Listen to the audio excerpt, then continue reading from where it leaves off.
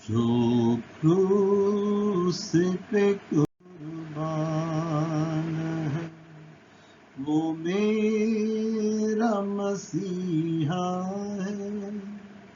हर जख्म जो उसका है, वो मेरे गुनाह का है।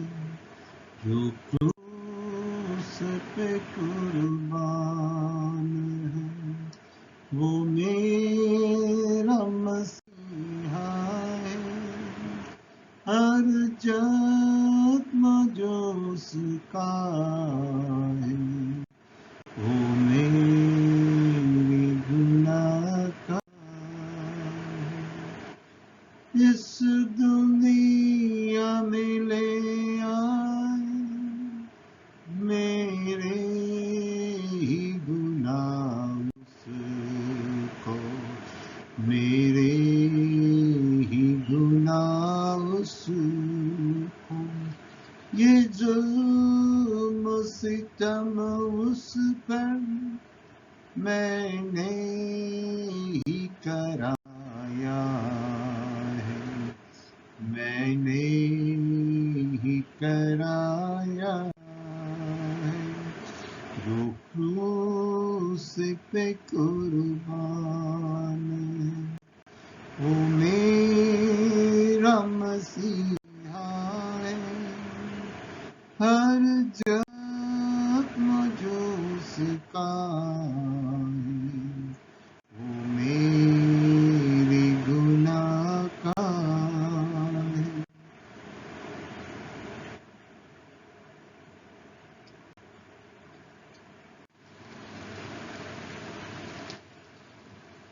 Who killed Jesus?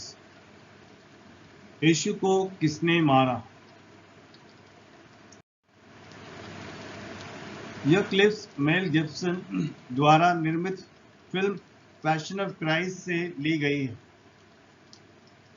जिम केविजेल ने यीशु की भूमिका निभाई, जिस क्राइस्ट को सूली पर चढ़ाने की कहानी बाइबल से न्यू टेस्टामेंट से ली गई है। ये 2000 साल पहले का सच है। यीशु मसीह की मृत्यु के बारे में पुराने नियम में कई भविष्यवक्ताओं द्वारा भविष्यवाणी की गई थी, और यह यीशु मसीह ने अपनी मृत्यु से पहले अपने बारे में भी भविष्यवाणी की थी। यह रोमन के इतिहासकारों द्वारा प्रलेखित किया गया है, जिन्होंने कभी यीशु मसीह पर विश्वास नहीं किया। यह यहूदी इतिहासकारों द्वारा प्रलेखित किया गया है, जो यीशु मसीह को ईश्वर का पुत्र नहीं मानते थे। यह यूनानी इतिहासकार द्वारा प्रलेखित किया गया है, जो यीशु मसीह में विश्वास नहीं करते थे। यह 4 सुसमाचार में अपने करीबी शिष्यों के प्रारंभिक चश्मदीद गवाह द्वारा प्रलेखित किया गया है। इस सत्य तथ्य को कोई नकार नहीं सकता। आज हम इसी विषय पर बात करने जा रहे हैं। यीशु को किसने मारा? रोमी के अधिकार पर यीशु मसीह के मृत्यु के लिए बहुत से दोष हैं। कुछ लोग यीशु के मृत्यु का सारा दोष यहूदियों पर मढ़ना चाहते हैं। आज जांच करेंगे कि यीशु मसीह को किसने मारा, और हम इसे नजदीक से देखें।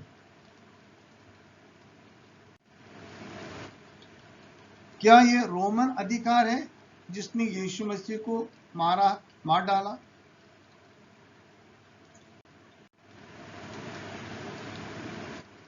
यहूदी रोमन शासन के अधीन थे,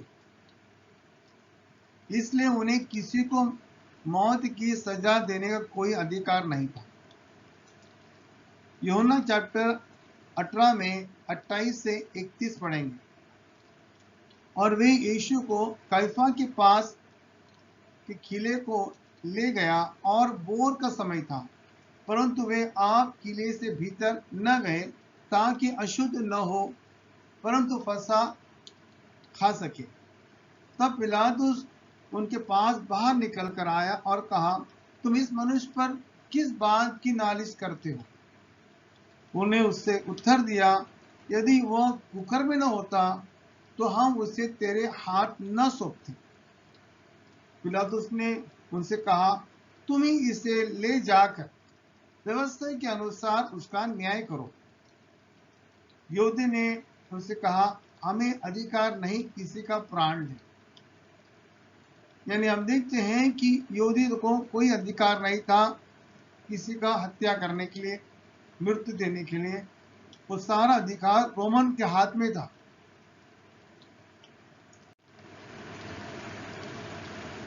पिलातुस रोमन अधिकार जिसने यीशु को सूली पर चढ़ाने के आदेश दिया था। यूहन्ना 19 अध्याय वचन 16। तब उसने उससे उनके हाथ सौंप दिया ताकि वो क्रूस पर चढ़ाई जाए। रोमन जिन्होंने यीशु मसीह को सूली पर चढ़ाया था, यूहन्ना 19 अध्याय में वचन 17 से 18। तब यीशु को ले गया और वो अपना क्रूस उठाया हुआ उस स्थान तक भाग गया जो खोपड़ी का स्थान कहलाता है और इब्रानी में गुलगत्ता। उन्होंने उसे उसके साथ और दो मनुष्य को क्रूस पर चढ़ाया, एक को इधर और एक को उधर, और बीच में यीशु को।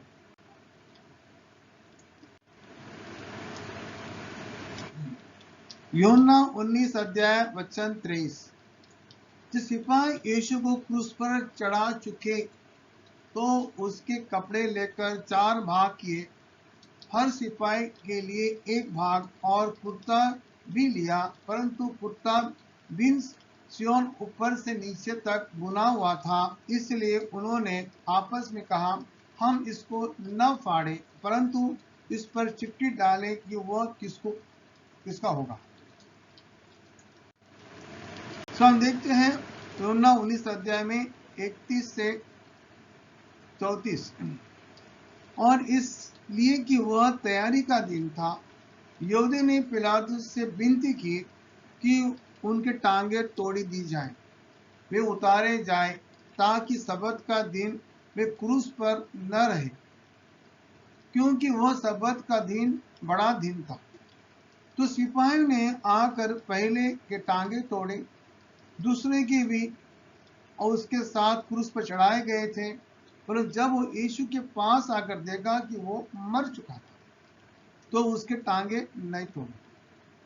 पर सिपाही में से एक ने बछड़े से उसका पंजर बोधा और उसमें से तुरंत खून, लहू और पानी निकला।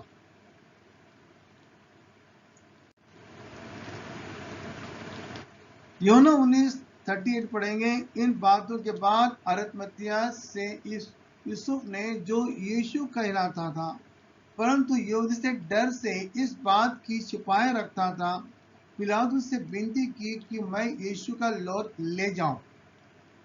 और पिलातुस ने उन्हें विनती सुनी और आकर उसकी लौत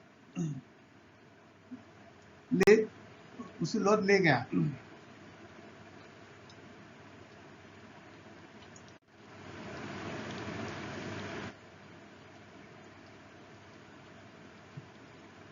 तो हम देखते हैं कि शुरू से हम देखते हैं मृत्यु तक, हम देख वहां पिलातुस का अधिकार था, वहां पर मृत्यु के दंड देना था। तो हम जब देखते हैं किस प्रकार यीशु को मारा गया, तो हमको ऐसा लगता है कि इसका सारा जिम्मेदार जो है यीशु को मारने का, वो रोमन्स लोग था। रोमन्स लोग ने यीशु को मारा। ओके, हम आगे देखेंगे। यीशु ने कहा कि जिन यहूदी ने उसे रोमन के हाथ सौंपा दिया, वो अधिक जिम्मेदार है। यानी रोमन से ज्यादा यहूदी लोग जिम्मेदार है। यूहन्ना 19:10 से 11 पढ़ेंगे। पिलातुस ने उससे कहा, मुझे से क्यों नहीं बोलता? क्या तू नहीं जानता कि तुझे छोड़ देना का अधिकार मुझे है और तुझे क्रूस पर चढ़ाने का भी मुझे अधिकार है? यीशु उत्तर दिया, यदि तुझे ऊपर से न दिया जाता तो तेरा मुझ पर कुछ भी अधिकार नहीं।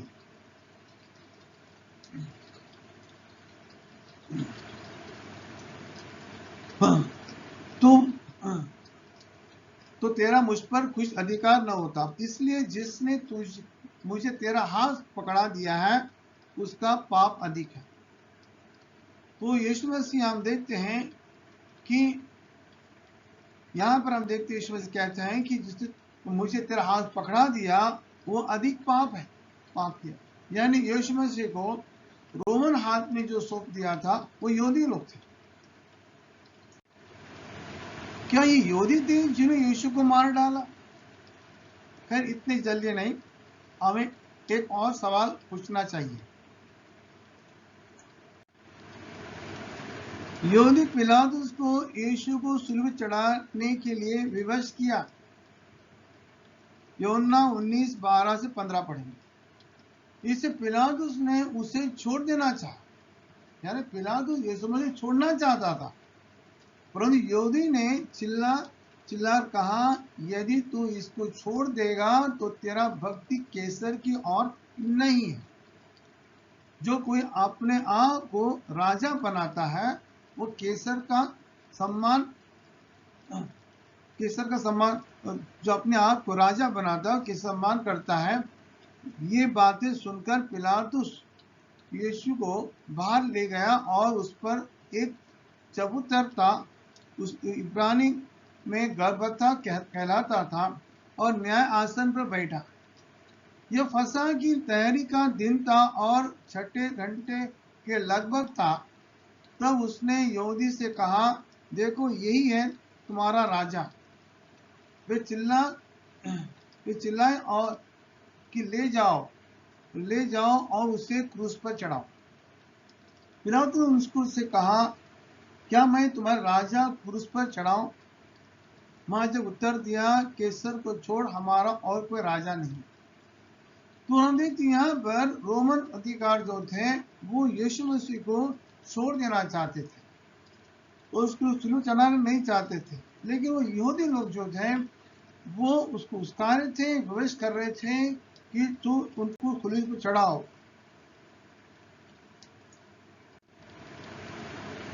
मत्ती किताब 27 अध्याय में 22 से 25 पढ़ेंगे।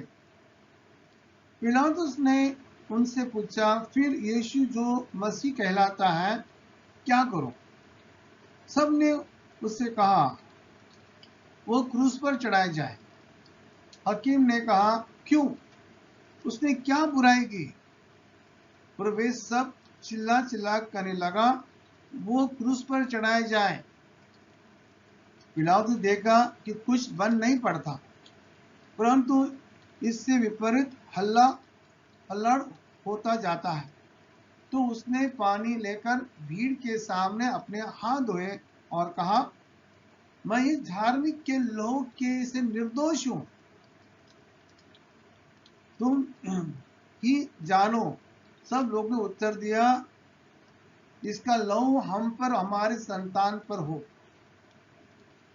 तो हम देखते हैं यहाँ पर पहले हमको लग रहा था कि रोमन्स लोग जो थे, जो यीशु मसीह पर क्रूस पर चढ़ाने का मेन कारण वो है और वो जिम्मेदार है, लेकिन अभी हमको ऐसा लग रहा है कि रोमन्स लोग नहीं थे, वो लोग तो यीशु छोड़ना चाहते थे। वो यहूदी लोग जो थे, जो मजबूर कर रहे थे पिलातुस को कि यीशु मसीह चढ़ाया जाए। तब पिलातुस अपने हाथ धोया और बोला कि ये धार्मिक के लोग से मैं निर्दोष हूं, मेरे हाथ में नहीं। सब बोला कि तो वो क्या उत्तर दिया, इसका लहू हम पर और हमारी संतान पर।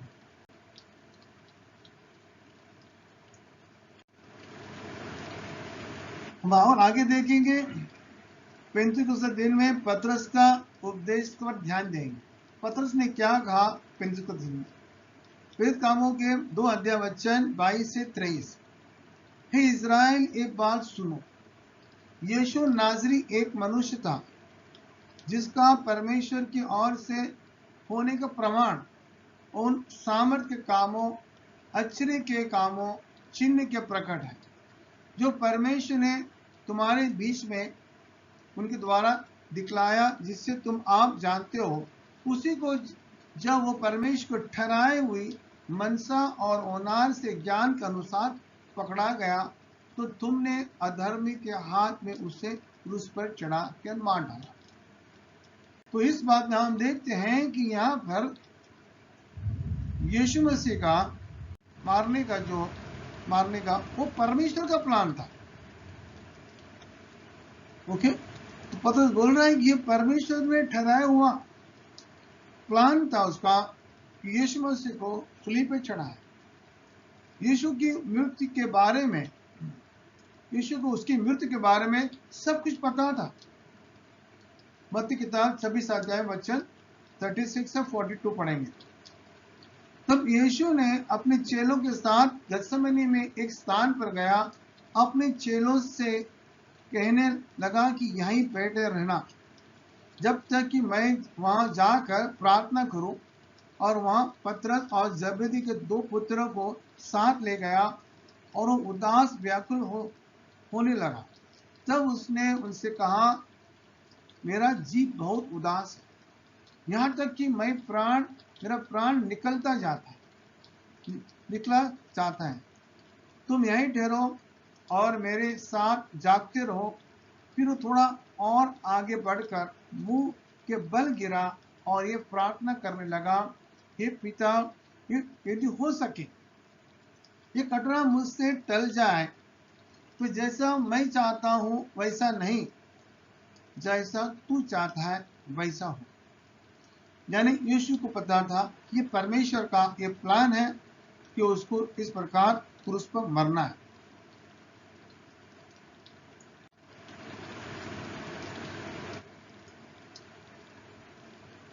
लूका किताब 23 पढ़ेंगे 33 से 34 तक।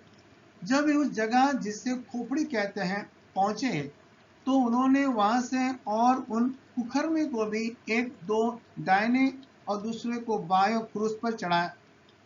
यीशु ने कहा, हे पिता, इन्हें क्षमा करो, ये नहीं जानते क्या कर रहे हैं। और उन्हें चिट्ठी डालकर उन्हें कपड़े बांट लिए। तो यहूदियों और रोमन लोग जो थे वो अपने पाप को पूरी तरह महसूस लोग नहीं करते। यीशु जानता था। यीशु बोला कि पिता, इनको क्षमा करो, ये लोग नहीं जानते वो लोग क्या कर रहे हैं। यीशु को परमेश्वर का निर्धारित उद्देश्य और पूर्ण ज्ञान के द्वारा सौंपा दिया गया था। यहूदी और रोमी परमेश्वर की इच्छा पूरा करने का साधन थे।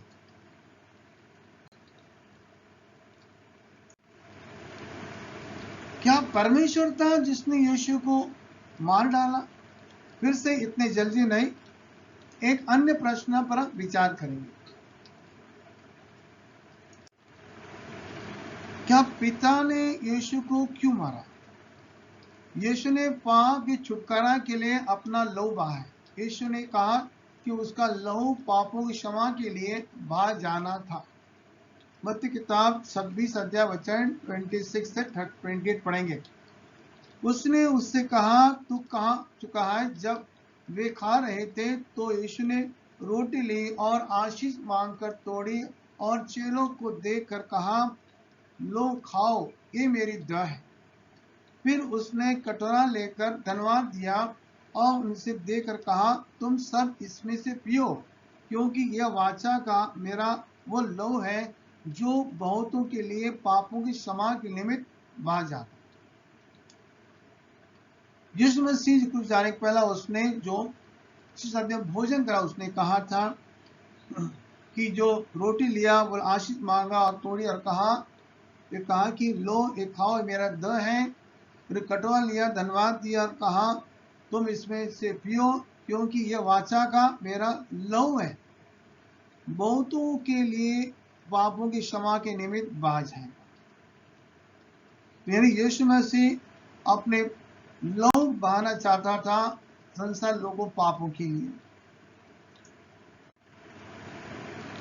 हमारे पापों के लिए उसके बलिदान की भविष्यवाणी यशायाह नबी ने की थी। यशायाह 53 में 4 से 6 पढ़ेंगे। निश्चय उसने हमारे रोग को सह लिया,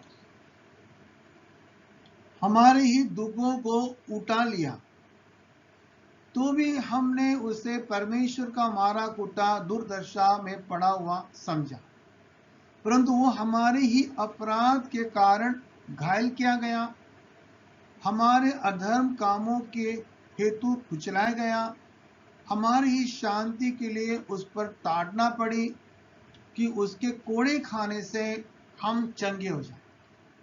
हम तो सब के सब भेड़ों के नाई भटक गए थे, हम में से हर एक ने अपना मार्ग लिया था, यहोवा ने हम सबों का धर्म का बोझ उसी पर लाद दिया।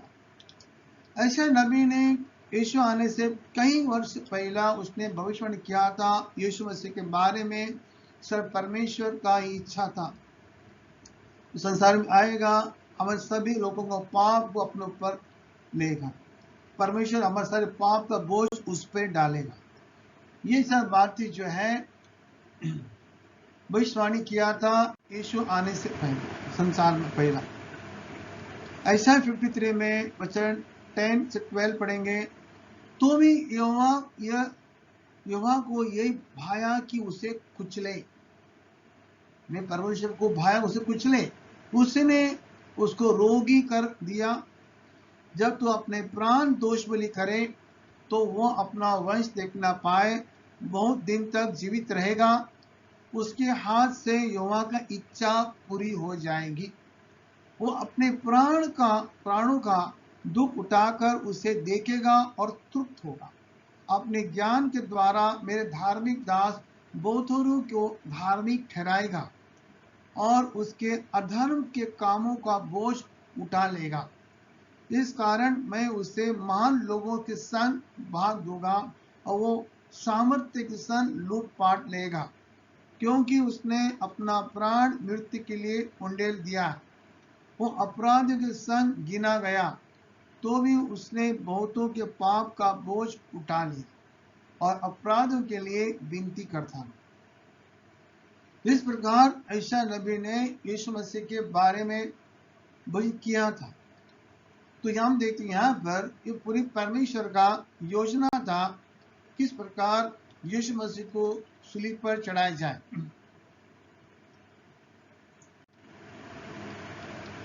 तो करंथे में 5 अध्याय में 21 वचन लिखा है, जो पाप से अज्ञात था उसी को उसने हमारे लिए पापी ठहराया कि हम उसमें होकर परमेश्वर के धार्मिक बन जाए। यीशु मसीह पाप से अज्ञात था और उसको परमेश्वर ने हमारे पापों के लिए उसको पापी ठहराया। उसको पाप ने हमने किया था, लेकिन इल्जाम उस पर लगाया, उस पर ठहरा, वो उस पर डाल दिया पाप का, ताकि उसके द्वारा हम सब धार्मिक हो जाए।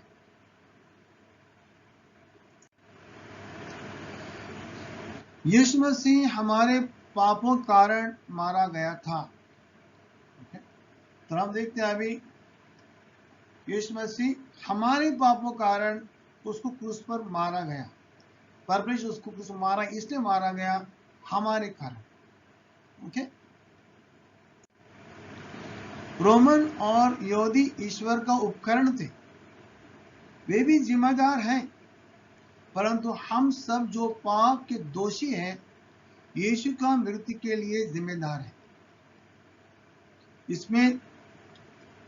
इसमें सभी शामिल है। रोमन चैप्टर 3 में वचन 23 लिखा है, इसलिए कि सब ने पाप किया है और सब प्रभु महिमा से रहित है। तो यीशु का क्रूस मरने का जो जिम्मेदार है वो हम सब है।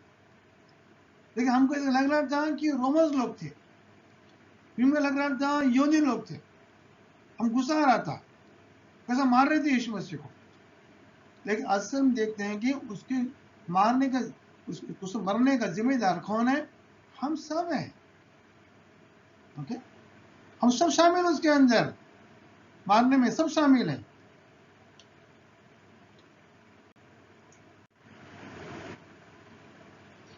यीशु की मृत्यु के द्वारा अब सभी के लिए पाप की क्षमा संभव है। जब पतरस ने उन यहूदियों को जो प्रचार किया जिन्होंने यीशु को मार डाला था। पतरस प्रेरितों कामों में 2 अध्याय वचन 36 से 38 पढ़ेंगे।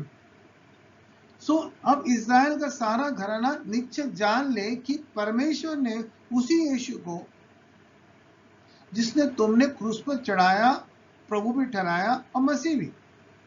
सुनने वाले की हृदय छिद गया और वे पतरस से शेष प्रेरित से पूछा कि भाई हम क्या करें। पतरस उनसे कहा, मन फिराओ और तुम में से हर एक अपने पापों की क्षमा के लिए यीशु मसीह के नाम से बपतिस्मा लो, तुम पवित्र आत्मा का दान पाओगे। तो पेंतिकोस्त दिन में हम देखते हैं पतरस हमारे शिष्य जो है वो पहला जो प्रचार जो कर रहे थे यरूशलेम में, वो यहूदी से प्रचार कर रहे थे जिन यीशु को क्रूस पर चढ़ाया था। तो बताया, वो लोग पूछा भाई हम क्या करें अभी। मतलब तुम अपने पापों से पश्चाताप करो और यीशु के नाम से बपतिस्मा लो पापों की क्षमा के लिए।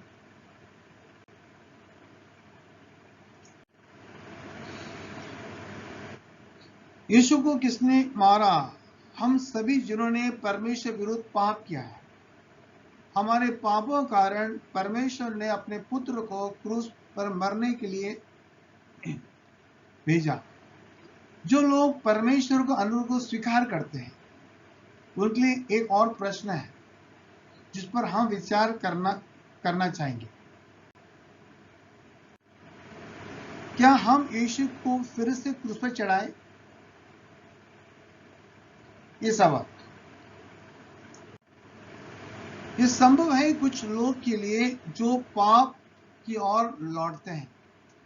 जब स्वीकार करने के बाद में अगर हम फिर से पाप में जाते हैं, पाप में जीना चाहते हैं, तो यानी हम यीशु मसीह को क्रूस पर फिर चढ़ाते हैं। हिब्रू ने कुछ ऐसे ईसाई के बारे में लिखा है जिन्हें अनुग्रह का लाभ उठा लिया और पाप में वापस चले गए और पश्चाताप करने से इनकार कर दिया। इब्राहिम 6 वचन 4 से 6 पढ़ेंगे।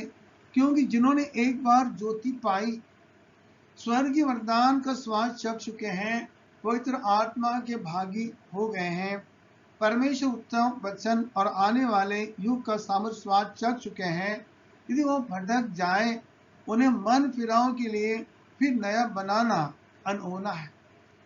वे प्रभु के पुत्र को अपने लिए फिर से क्रूस चढ़ाते हैं, प्रकरण में उसे कलंक लगाते हैं। तो हिब्राई राइटर ने जो लिखा है कि हम एक बार से ज्योति पाया, मतलब उसका आँख खुल गया उसका, और उसने स्वर्ग का वरदान का स्वाद चखा है और पवित्र आत्मा में उसे भागी हो गया और परमेश्वर उत्तम वचन आने वाला युग का सामर्थ्य स्वाद उसने चख चुका। जो इंसान भटक जाता है, यानी तो सब कुछ छोड़कर फिर जाता है संसार के अंदर और पाप में जीना चाहता है, तो उसको मन फिराव से फिर लाना क्या है? अनहोना है। क्योंकि वो परमेश्वर पुत्र को अपने लिए क्रूस पर फिर चढ़ाता है और प्रकट उसको कलंक लगाता है।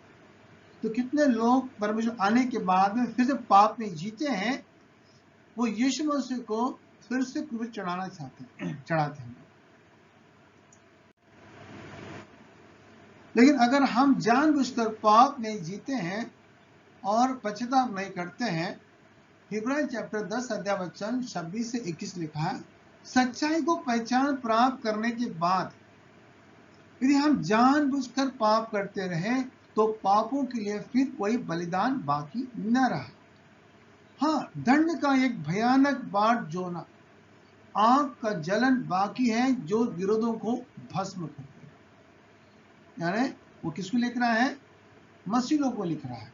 सच्चाई को जानने के बाद में हम अभी जानबूझकर पाप करते रहे, मतलब पाप में जीवन जी रहे हैं, बताएं कि उसे कोई अब बलिदान नहीं है उसके लिए। सिर्फ क्या है? एक भयानक दंड बाकी है, जो आग का जलन बाकी है जो विरोधों को भस्म कर देगा। उदाहरण बता रहा हमको, जबकि मूसा का व्यवस्था का न मानने वालों को 2 या 3 जनों का गवाही पर बिना दया करके मार डाला जाता था, तो सोच लो वो कितना और भारी दंड का योग ठहरेगा। और जो प्रभु आने के बाद में फिर से पाप में जी रहा है, बताया कि वो कितना भारी दंड मिलेगा उसको। तो सोच लो, जब मूसा का जो बात नहीं मान रहा था उसको इतना भारी दंड मिलता था, तो सोचो उसका क्या होगा। सोच लो, जिसने परमेश्वर पुत्र को पांव से रौंद दिया, वाचा का लव जिसके लिए वो द्वारा पवित्र ठहरा गया, उसको अपवित्र जाना, अनुग्रह की आत्मा का अपमान किया है। क्योंकि हम जानते हैं जिसने कहा है, पलटा लेना मेरा काम है, मैं बदला दूंगा। और फिर यह भी प्रभु अपने लोगों का न्याय करेगा। और जिस प्रभु का हाथ में पड़ना भयानक है, यानी जो व्यक्ति यीशु में फिर से चढ़ाते क्रूस पर, उसका जो उसके लिए जो दंड जो है वो बहुत भयानक दंड है।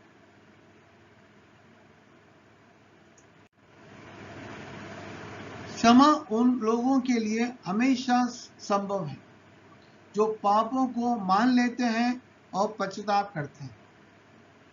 पता है, अगर हम पाप में गिर जाते हैं, जैसे हमसे पाप हो जाता है, तो उसके लिए प्रावधान है, उसके लिए पाप क्षमा हो सकता है। पहले यूहन्ना पहला अध्याय वचन 7 से पढ़ेंगे, 7 से 9 तक। यदि जैसा वो ज्योति में है, परमेश्वर ज्योति में, वैसे ही हम भी ज्योति में चले। ज्योति मतलब उसके वचन के मुताबिक हम लोग चले, तो एक दूसरे से हम सहभागिता रखते हैं। यानी हम परमेश्वर साथ में क्या रखते हैं, सहभागिता रखते हैं। उसके पुत्र यीशु का लहू हमें सब पापों से शुद्ध करता है। यानी अगर हम परमेश्वर के वचन पर चलते रहेंगे और उसमें अगर हमसे कुछ गलती हो जाता है, हमसे पाप हो जाता है, तो उसके लिए प्रावधान है। तो उसके लिए जो ज्योति में चलता है, उसके लिए जो पाप में रहता है उसके लिए प्रावधान नहीं है। ज्योति में चलता है, अगर उनसे अगर पाप हो जाता है उसके लिए प्रावधान है, अपने पाप से वो पश्चाताप करें। यदि हम कहें कि हमने कुछ पाप नहीं किया, तो अपने आप को हम धोखा देते हैं और हम सत्य नहीं। हम पाप करने के बाद हम कहेंगे कि हमने कुछ पाप ही नहीं किया, हम तो अच्छे हैं, तो हम अपने आप को धोखा देते हैं। यदि हम अपने पाप कर मान लेंगे, तो वो हमारे पापों को क्षमा करने में और अपने सब अधर्म शुद्ध करने के लिए विश्वासी और धार्मिक है। अगर हम अपने पाप को मान लेंगे, पर हम पाप को क्षमा करेंगे, तो हमें कहेगा कि हम पाप नहीं किया है, तो हम अपने आप को हम धोखा देते हैं। यानी जो कोई पाप में गिर जाता है, अगर वो परमेश्वर के प्रकाश में चल रहा है और वो इंसान गलती पाप में गिर जाता है, उसने तुरंत अपने पाप को मान लेना चाहिए और पाप की क्षमा मांगना चाहिए, तो उसको क्षमा कर देते। लेकिन अगर हम जानबूझ के पाप में रहेंगे और पाप करते रहेंगे, परमेश्वर विरुद्ध जाएंगे, तो उसके लिए क्या है, कोई बलिदान नहीं है उसके लिए, जो सिर्फ एक भयानक दंड बाकी है। पाप में गिरना और पाप में रहना ये दो अलग है।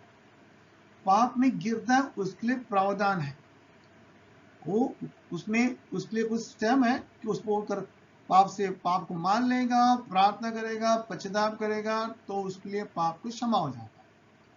तो जो पाप में रहना चाहते हैं, न वो पाप को मान लेते हैं, कभी हमने पाप कुछ किया नहीं, न वो पाप से पश्चाताप करता है, न पाप के लिए प्रार्थना करता है, प्रार्थना करता है, तो उनके लिए सिर्फ भयानक दंड बाकी।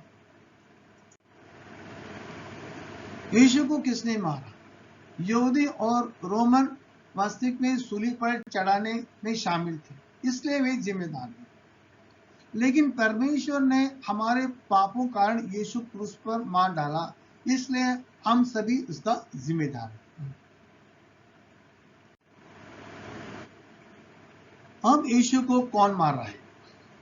जिन्होंने एक बार प्रभु कृपा का स्वीकार कर लिया है परंतु पाप में अपने जीवन जीने के लिए वापस चले गए, वे एक बार फिर यीशु को सूली पर चढ़ाते। तो आज का सवाल था, यीशु को किसने मारा? हमें लगता था कि यीशु को रोमन लोग ने मारा है, कम लगता था यीशु मसीह को यहूदी लोग ने मरवाया है, लेकिन हम देखते हैं यीशु को मारा किसने? परमेश्वर पिता ने यीशु को सूली पर मरवाया इसको, और रोमन और यहूदी वैसे साधन थे, लेकिन जो मेन जो मारने वाला था वो परमेश्वर पिता था। कारण कौन है उसका? हम सभी लोग कारण हैं। यीशु को क्रूस पर चढ़ाने के लिए हम सभी लोग कारण हैं। हमारे कारण परमेश्वर ने यीशु मसीह को क्रूस चढ़ाया, उसको इतना बड़ा सजा मिला उसको। यह देखकर हमने सोचना चाहिए कि हम फिर से पाप न करें, क्या यीशु मसीह इस प्रकार सूली पर अपमानित हम होना नहीं चाहते। आमीन।